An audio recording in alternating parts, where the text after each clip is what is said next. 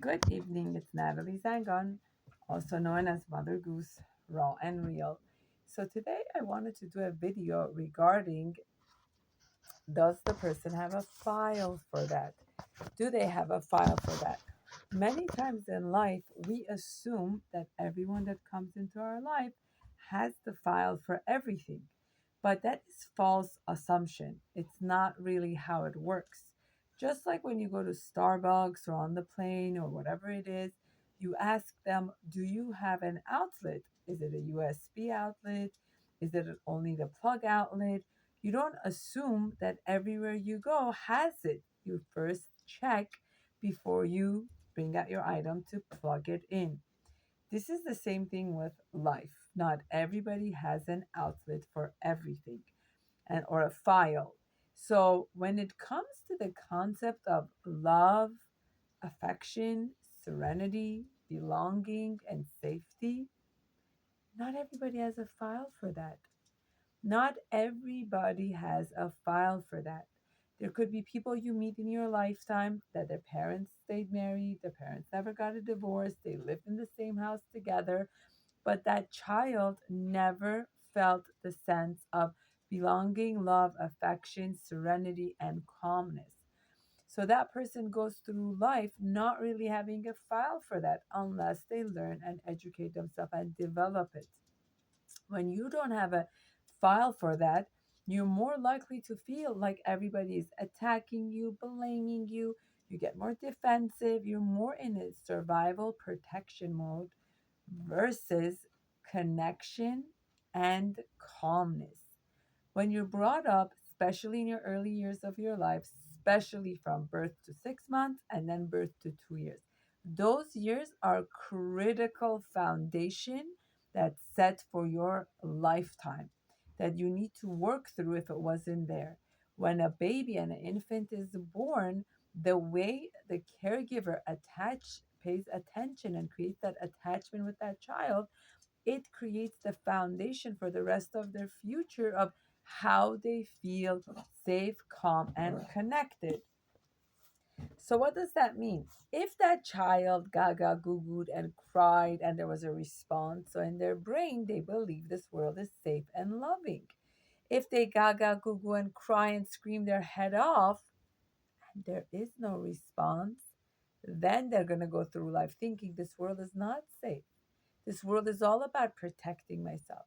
This world is all about being defensive and being on a watch out and being on an arousal mode of who's going to get me, who's going to attack me. I'm more into going into rage.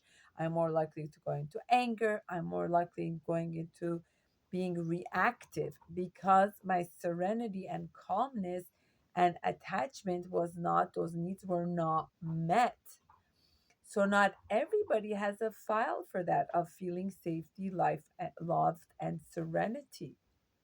In order for you to dream and fantasize and be excited, you have to have had that as a foundation of your upbringing, at least from one attachment figure. Doesn't even always have to be a mom or a dad. It could be an aunt, it could be a grandmother, it could be somebody that was able to be there to provide that for you. And that makes a whole shift. And if you didn't have it growing up, you could always recreate that and work through those trauma, but you have to have awareness of it. So when you meet people in your life that don't really seem like they have much ambition, much excitement, they're not really like the dreamers or positivity or hopeful, or when you ask him what would be your favorite thing to do, they kind of go like, I'm okay being where I am.